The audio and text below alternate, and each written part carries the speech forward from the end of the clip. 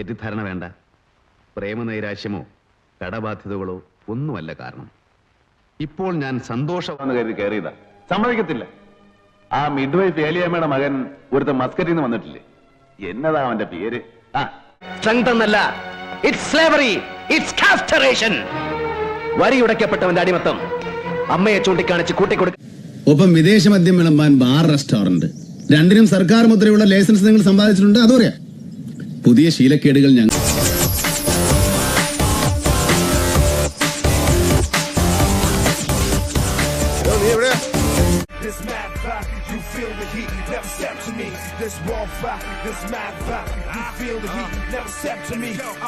കാണുമെന്ന് തന്നെയാണ് ഞാൻ അവനെയും പഠിപ്പിച്ചിട്ടുള്ളത്. പിന്നെ ഡയാന പറഞ്ഞ പെണ്ണിനെ പറ്റി